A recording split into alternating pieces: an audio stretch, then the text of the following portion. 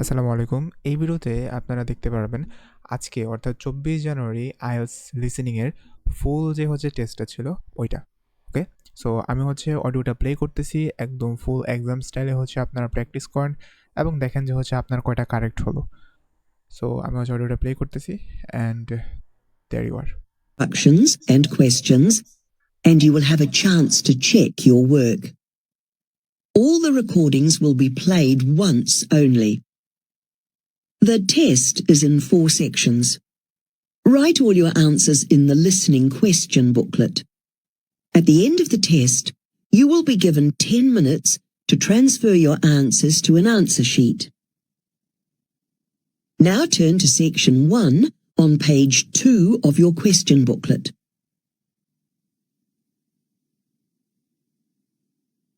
Section 1.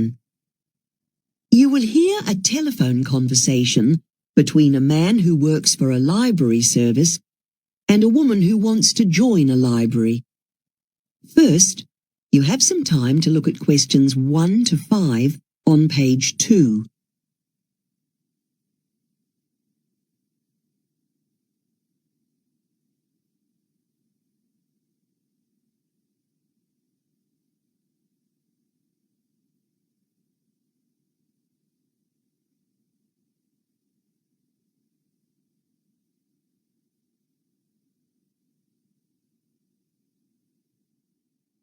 You will see that there is an example that has been done for you. On this occasion only, the conversation relating to this will be played first. Good morning, library services. Oh, good morning. My family and I have recently moved to the area, and we'd like to find where our nearest library is. We don't have a car. Right. So, whereabouts are you? In Perton, in the west. Fine. So I'll just get the details on screen for you. The woman is asking about libraries in the west of the area, so west has been written in the space. Now we shall begin. You should answer the questions as you listen, because you will not hear the recording a second time. Listen carefully and answer questions 1 to 5. Good morning, library services. Oh, good morning. My family and I have recently moved to the area, and we'd like to find where our nearest library is. We don't have a car. Right. So, whereabouts are you? In Perton, in the west. Fine. So I'll just get the details on screen for you. Okay, your nearest one is the Minack Library. Minack. Yes, in Skellen Street. Can you spell that? It's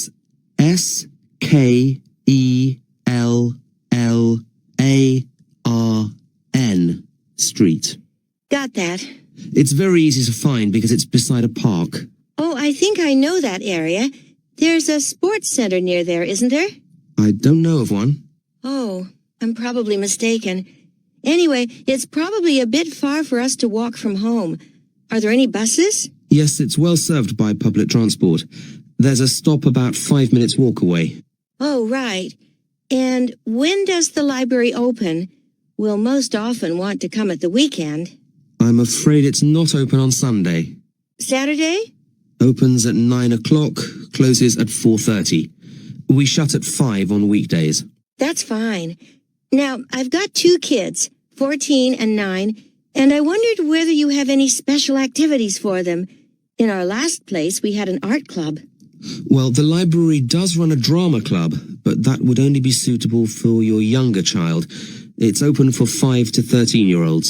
A pity it's not open to both of them. Have you anything they could both go to? Well, there's no reading club that would suit them both. Oh, but there's a singing club that's held every second Saturday afternoon for children of all ages up to 16. Excellent. Before you hear the rest of the conversation, you have some time to look at questions 6 to 10 on page 2.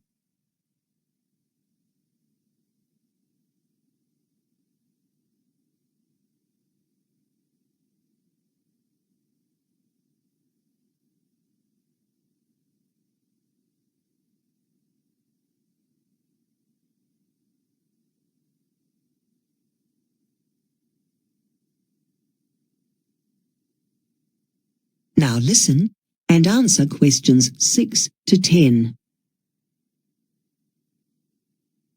Now, because we're new to the area, I'm also wanting to get involved in local activities. Well, Minak does some sessions for adults as well. There's a Book of the Month club. That's good. And I know that about once every 12 months they have a session where you can meet artists, from the local area. How interesting. Well, that sounds like a full program. Now, while I'm on the phone, can I check what the facilities are? Can you take out CDs? Not CDs, I'm afraid, but films, yes. Right, I'll make a note of that. Anything else you need to know? Oh yes, we have 10 computers. And we also stock several magazines, including business, healthcare and hobbies.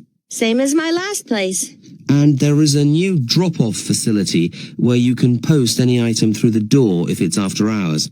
All you have to do is attach a note to it with the number on your card clearly written. That sounds good. And we do have a small shop on the premises where we sell postcards.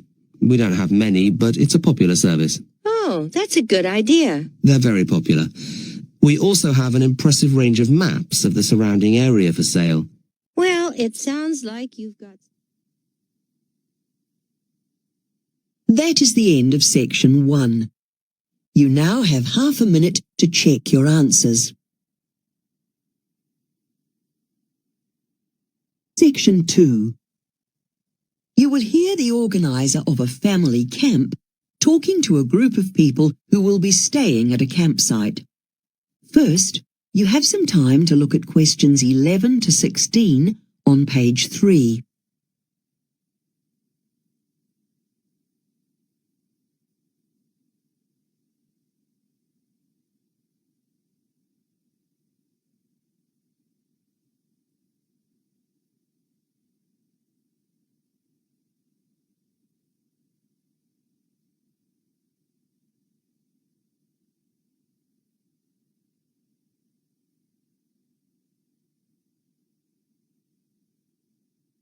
Now listen carefully and answer questions 11 to 16. Hello everyone, and welcome to this orientation session prior to our camp next week. Thank you for coming along to find out what you and your children will be doing on this year's camp. To start off with, let's tell you a bit about the campsite itself so that you'll be able to find your way around once you get there. Firstly, we'll be arriving by bus into the car park, which if you look at the plan you have in front of you, you'll see at the top of the picture on the left-hand side. Now, if you cross the road from the car park, the first building you'll come to is the toilet block. It's been recently upgraded, so it's very nice and clean in there now, with plenty of facilities. And built onto that, so this is across the road from the community hall, is the new shower block. The hot water does run out occasionally, but usually there's enough to cope with a group your size. If you now move to the bottom left of your map, among the pine trees, there is a special flat site set up for pitching tents, with power points and outdoor taps for water. Now, let's go back and move along the top of your map. There's another area of pine forest, and then over on the far right-hand side, there's a block of small cabins. Note that this is different from the main accommodation block, which doesn't appear on this map, but is further over again to the right. Now let's look down from there, over the road, so we're moving clockwise round your map, okay? In this next block, beside the flower beds, we have a lovely place for barbecues, where you can cook in the open air. What else to tell you about? Below the flower bed and across Lakeside Drive, you'll see a trail for mountain biking, which is always a popular activity. Moving on now, in the middle of the campsite, you'll see the lake where you can canoe. And above that again, the community hall. So that completes your introduction to the campsite. I hope you found that useful.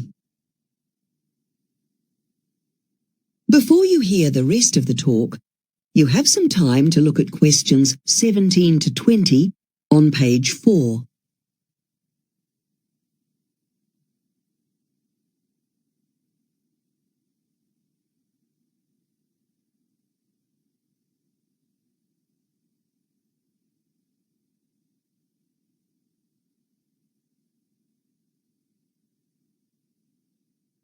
Now listen and answer questions 17 to 20. Now let's think about what you need to bring with you. I'm sure you're all wondering what you need to pack. The lake is a bit cold for swimming at this time of year, so you can leave your togs out of the suitcase. While we're on the subject of weather too, usually I recommend that campers bring sunblock with them. But I guess now that we're into April, that too can be left behind. Let me think. Some campers like a torch, but actually the days are still so long that it's light outside till quite late, and the blocks all have outside lighting now. So I'd say that a pair of earplugs are more useful, as in my experience, a lot of talking goes on after lights out. But in April, if it's wet, it can get muddy around the campsite, so to bring boots isn't a bad idea. Finally, can you all please prepare something for the final night concert? Bring your musical instruments or whatever else you need. You can't have a camp without a good sing-along. That's our favourite activity. Maybe you could recite a poem, act out a skit or charades for us if you're brave enough to try that. Or failing that, perhaps you can tell a joke or a funny story. But actually, people much prefer to see some good dancing. I'll look forward to seeing you all perform next week. That is the end of section 2. You now have half a minute to check your answers.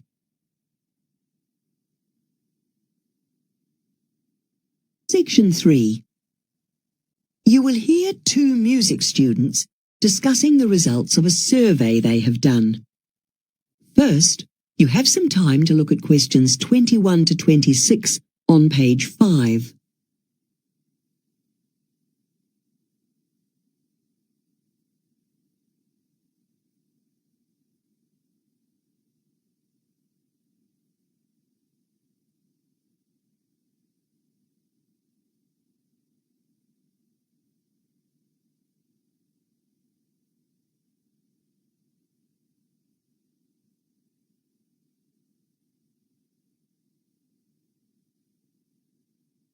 Now listen carefully and answer questions 21 to 26.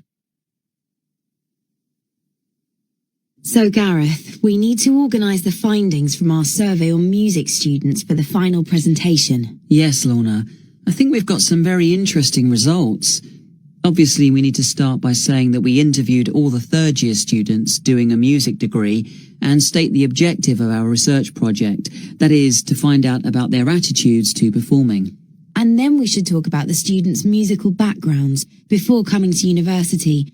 The most important points to make are that although most people have actually composed music during the course, that wasn't the case when they arrived.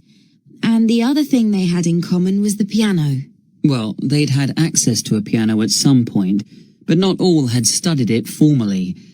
I thought the most interesting finding was that before coming here, almost everyone was involved in a chamber orchestra or band, or singing in a choir and playing in front of live audiences. But varying enormously in size. Some had only played in tiny venues. I think it's worth saying that. Okay. And as you might expect from people wanting to study music, they all had a degree of proficiency in at least 2 instruments. But in most cases, one of the instruments was dominant. Right. We need to talk about attitudes to music practice. The most striking thing here is that even students who you'd expect to practice for hours every day until they get it perfect say it's being terrified of failing that really makes them practice. I know I'm the same. Me too. It's interesting what was said about practicing alone. Some people preferred that because they could focus more on their weak points. But that wasn't a majority view. What most of them agree on is that there's nothing more rewarding than mastering something that's really hard to learn. That's right. Okay, after that, we should talk a bit about the pieces that students select for assessed performances. There wasn't quite so much consensus on this, was there? A few people prefer to do pieces which are relatively unknown, while others choose the ones they think will show off their technical ability. But they were in the minority. I think the first thing to say is that a high percentage said they would always try to learn their pieces by heart, because it's too easy to get lost if you're trying to read and play when you're nervous. Okay. And quite a lot of them said it helps to listen to other people playing your chosen piece, preferably recordings, but even just other students. Before you hear the rest of the discussion, you have some time to look at questions 27 to 30 on page 6.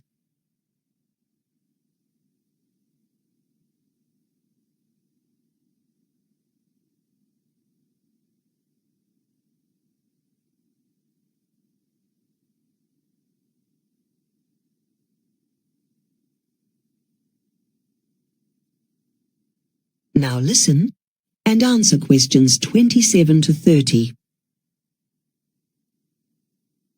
So finally, we need to look at the findings for students' attitudes to performing. We should point out that this includes informal and formal public performances as well as assessed ones. Yes, that's important. I expected to find that performing solo would make students very nervous, but in fact that isn't the case. They do find it hugely challenging to start with, but they appreciate the challenge and find it stimulating. Right. I was surprised by what students said about deciding which pieces to perform. I thought they'd all say this was easy.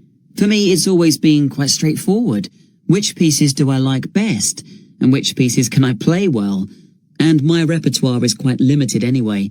But the most commonly cited answer was that it took them ages to make their minds up. I suppose it's because there are so many factors involved. You need to consider your audience, the venue, the time available to learn the piece, especially if it's complicated. You need to think about all these things, and you can't do that in a hurry.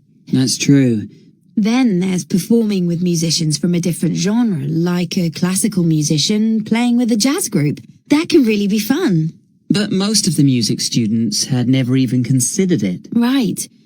For performing with musicians who play the same instrument, almost everyone put the same thing. Yes, they all said it was incredibly helpful, and not at all intimidating, which says a lot for the department's ethos. Yes, that's a good point. Okay, what I think we should sort out now. That is the end of section 3. You now have half a minute to check your answers.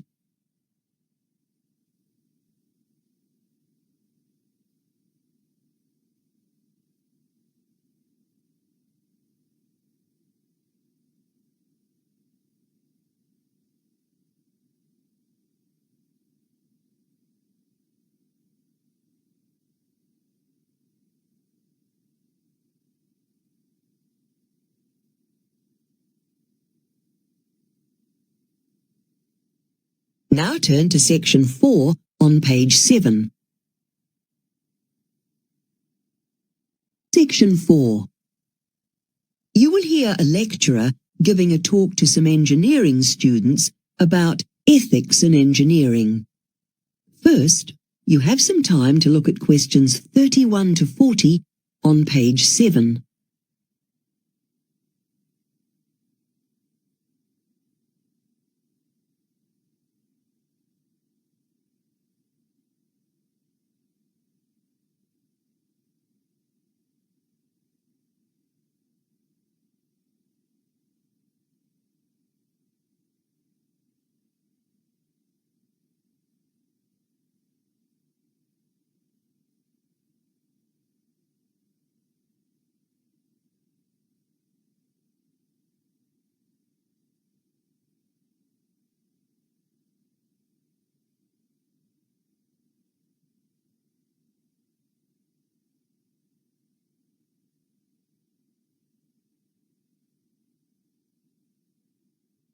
Now listen carefully and answer questions 31 to 40. Good afternoon. Today we're starting a series of lectures on ethics in engineering. That is, engineering principles relating to right and wrong conduct and the sorts of moral responsibilities that you will have to uphold in your professional lives. I'm going to start by giving you a brief outline of the history of ethics in engineering. It was, of course, only in the 19th century that engineering really emerged as a profession. Initially, ethical issues were considered to be a personal matter, something to be decided in accordance with one's own principles and values. However, things gradually changed as the profession grew and as engineering projects became larger and more complex. A need began to be felt for a more codified set of principles that all engineers would agree to follow. Unfortunately, it took 3 major disasters to bring about this change in attitude. All 3 of these involved the collapse of bridges. The first, known as the Ashtabula River Railroad disaster, happened in 1876 in the USA, and we now think it was probably caused by metal fatigue. Then in 1879, there was a second disaster, this time in Scotland. This occurred because engineers had failed to correctly calculate the effects that wind would have on the structure. The third collapse occurred in 1907 in Canada. This was also due to an engineering design problem. The weight of the structure was so great that it could not support itself, and it collapsed. Public outcry over disasters such as these eventually led to the establishment of professional societies for engineers in most industrializing societies. Another different type of disaster also had an impact on the development of professional engineering organizations, and I'd like to talk about this in a little more detail. This incident, which happened early in the 20th century, is known as the Boston Molasses Disaster. At the time, molasses was used rather than sugar as the principal sweetener in the USA. It was also used in the manufacture of a number of other important products. One company in the city of Boston had a large amount of molasses waiting to be transferred to another factory. The molasses, more than 8 million liters of thick, sticky liquid, was stored in a tank. Suddenly, this collapsed, unleashing a wave of molasses up to 5 meters high. Nearby buildings were swept off their foundations and crashed to the ground. The wave also swept away a considerable stretch of railway track. Many streets round the factory were covered with a thick layer of sticky brown molasses.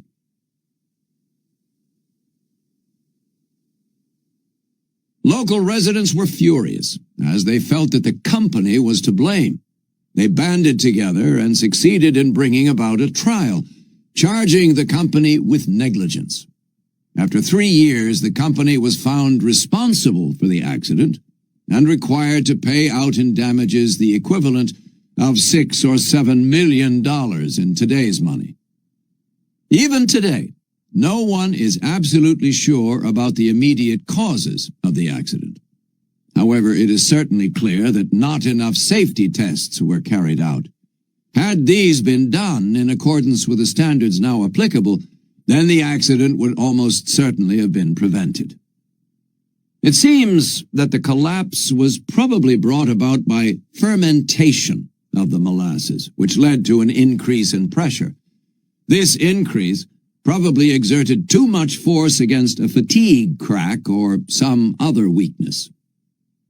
However, this was one of the main incidents which led to increased legislation in the 1920s to regulate engineers and the engineering profession. It is the reason why we can now only operate if we have gained a license. This requires us always to be conscientious about doing everything necessary to avoid disasters, however time-consuming or expensive this may sometimes seem. Let's move on now to another. Okay, so আমাদের হচ্ছে পুরো অডিওটা শেষ হলো। এখন হচ্ছে আমি আপনাদের আনসারটা দেখাবো, আর আপনারা দেখেন যে আপনাদের কটা কারেক্ট হলো। তার আগে আমার নতুন ব্যাচ কিন্তু হচ্ছে ফেব্রুয়ারি 1 তারিখ থেকে শুরু হইতেছে, যেটা অবশ্যই কম্পিউটার বেস আইএলসের উপর থাকবে, কারণ এখন তার ব্যাপার বেস অ্যাভেলেবল থাকবে না। সো কেউ যদি হচ্ছে ইন্টারেস্টেড থাকেন, নিচে কমেন্ট সেকশনে এটার আরও বিস্তারিত দেওয়া আছে, আপনারা চাইলে চেক আউট করতে পারেন। সো এই হচ্ছে আনসার, অ্যান্ড আই থিঙ্ক সবগুলো কারেক্ট আছে। যদি কোনোটা নিয়ে কোনো কনফিউশন থাকে ডেফিনেটলি হচ্ছে আমাকে কমেন্ট করে জানাতে পারেন যে হ্যাঁ এই প্রশ্নটাতে হয়তো আনসারটা অন্য কোনো একটা হইতে পারতো। এটা আমি মেক করি নাই, এরকমভাবেই হচ্ছে আমি পাইছি অ্যান্ড এভাবে হচ্ছে আপনাদের সামনে দিলাম। সো কমেন্ট করে জানান যে আপনার কটা কারেক্ট হলো, অ্যান্ড বেস্ট অফ লাক যারা 31 তারিখ এক্সাম দিবেন। বেশি বেশি করে প্র্যাকটিস করেন। আসসালামু আলাইকুম।